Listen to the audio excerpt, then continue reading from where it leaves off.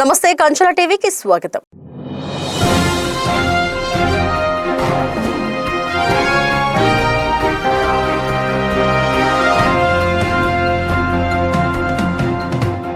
రాజ్యసభ సభ్యుడు సానా సతీష్ బాబు కార్యాలయంలో శుక్రవారం నిర్వహించిన గ్రీవెన్స్ కార్యక్రమంలో కాకినాడ జిల్లా కరప మండలం కరప గ్రామానికి చెందిన రైతులు తమ దశాబ్దాల సమస్య పరిష్కారం కోసం వినతిపత్రం అందజేశారు. గ్రామ పరిధిలో దాదాపు 300 ఎకరాలకు పైగా ఉన్న ఆయకట్టు భూములకు వెళ్లేందుకు సరైన వంతెన లేక రైతులు తీవ్ర ఇబ్బందులు ఎదుర్కొంటున్నామని తెలిపారు. ఈ అంశాన్ని త్వరలోనే ఎంపీ సానా సతీష్ బాబు దృష్టికి తీసుకువెళ్లి సంబంధిత శాఖలతో సమన్వయం చేసి సమస్య పరిష్కారానికి చర్యలు తీసుకుంటామని గ్రీవెన్స్ సెల్లోని కూటమి నాయకులు రైతులకు హామీ ఇచ్చారు.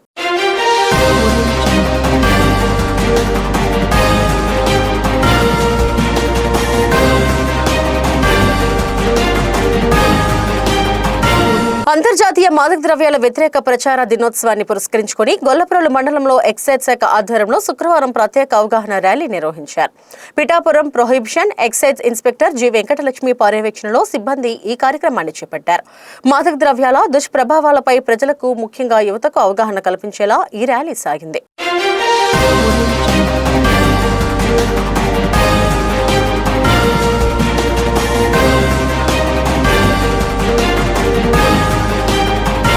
నిడదవోలు పట్టణంలోని రోటరీ క్లబ్ ఆడిటోరియంలో 71.81 లక్షల విలువైన 125 CMRF చెక్కులు, ఎల్ఓసీలు మంత్రి దుర్గేష్ పంపిణీ చేశారు. ఈ సందర్భంగా మాట్లాడుతూ నిడదవోలు నియోజకవర్గంలో ఇప్పటి వరకు 998 మంది లబ్ధిదారులకు 6.79 కోట్ల లబ్ధి చేకూర్చామని వెల్లడించారు. ముఖ్యమంత్రి సహాయ నిధి నిరుపేద ప్రజల ఆరోగ్య భద్రతకు ఒక గొప్ప వరమని రాష్ట్ర పర్యాటక, సాంస్కృతిక, సినిమాటోగ్రఫీ శాఖ మంత్రి కంతల దుర్గేష్ తెలిపారు.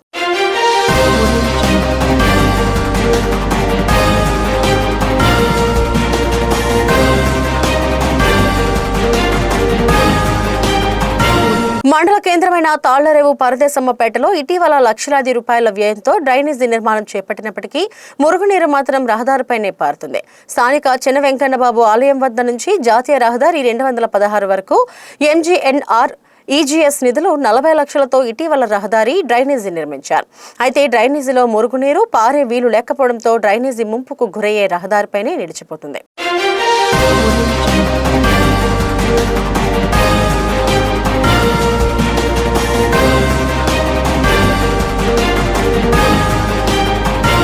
అన్నవరం శ్రీ సత్యనారాయణ స్వామి కళ్యాణం సందర్భంగా నిర్వహించిన గ్రామోత్సవంలో భక్తులు స్వామివారిని దర్శించి కృపకు పాత్రలు కావాలని సత్యదీక్ష ప్రచారకర్త నల్లమిల్లి కృష్ణబాబు శుక్రవారం కోరారు. అన్నవరం శ్రీ సత్యనారాయణ స్వామి దేవస్థానంలో విలీనమైన ఏలేశ్వరం సత్యదేవుని వార్షిక కళ్యాణ మహోత్సవంలో భాగంగా నిర్వహించే గ్రామోత్సవంలో ఏలేశ్వరం మున్సిపాలిటీ పరిధిలోని ప్రజలంతా పాల్గొని తరించారు. ఈ సందర్భంగా సత్యదీక్ష ప్రచారకర్త నల్లమిల్లి కృష్ణబాబు మాట్లాడుతూ కోరిన కోరికలు తీర్చే కలియుగ దైవం శ్రీ అన్నవరం సత్యనారాయణ స్వామి వారి దివ్య కళ్యాణాన్ని అత్యంత వైభవంగా నిర్వహించడం జరిగిందన్నారు.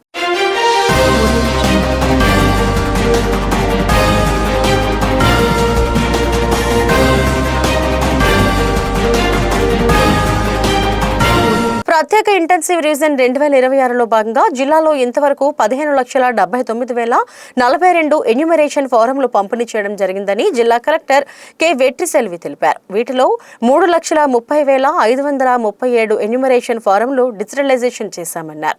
ఈ ప్రక్రియ జూలై 14, 2026 వరకు కొనసాగుతుందని, ఈ నెల 15వ తేదీ నుండి ప్రతి బూత్ లెవెల్ అధికారి తమ పోలింగ్ కేంద్రం పరిధిలో ప్రతి ఇంటిని సందర్శించి గణన ఫారంను ఓటర్లకు అందజేస్తున్నారన్నారు.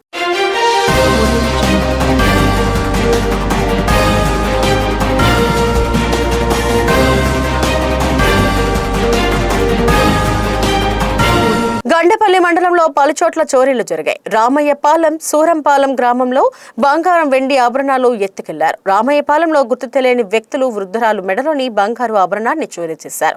అర్ధరాత్రి 1 గంట సమయంలో గుడిసెలో పడుకున్న వృద్ధురాలు నోరు నొక్కి ఆమె మెడలోని 4 కాసులున్నర బంగారు తాడును దొంగిలించి ఉడాయించారు. బాధితుల ఫిర్యాదు మేరకు కేసు నమోదు చేసి దర్యాప్తు చేస్తున్నట్లు ఎస్ఐ శివనాగబాబు తెలిపారు.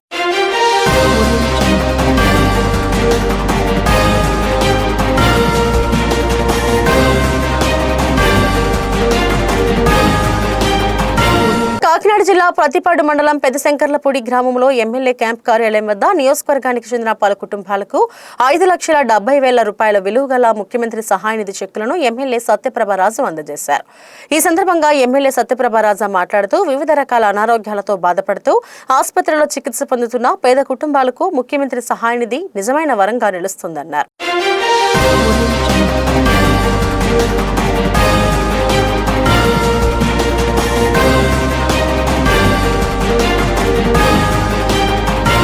అమలాపురం నియోజకవర్గ ఎమ్మెల్యే ఐతాబత్తుల ఆనందరావు జన్మదిన వేడుకలను పురస్కరించుకుని శుక్రవారం సూరసేన యానం ఆంధ్ర గోవాగా పిలువబడే కోకో బీచ్ వద్ద అత్యంత వైభవంగా నిర్వహించారు.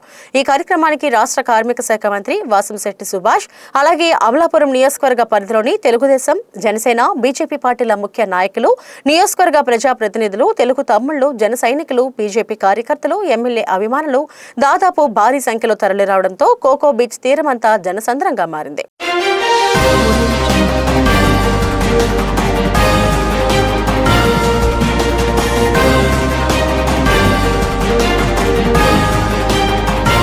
శుక్రవారం హైదరాబాద్ నుండి కారులో అమలాపురం పెళ్లికి వస్తున్న సమయంలో అమలాపురం రూరల్ పాలగుమ్మి వద్ద కారు అదుపు తప్పి రోడ్డుపై పల్టీలు కొట్టింది. ఈ ప్రమాదంలో ఒకరు మృతి చెందగా కారులో ఉన్న మరో 3 వ్యక్తులకు తీవ్ర గాయాలయ్యాయి. స్థానికులు 108కి కాల్ చేయగా వారంతా ఆసుపత్రిలో చికిత్స పొందుతున్నారు. సంఘటన స్థలానికి అమలాపురం రూరల్ పోలీసులు చేరుకుని దర్యాప్తు చేస్తున్నారు.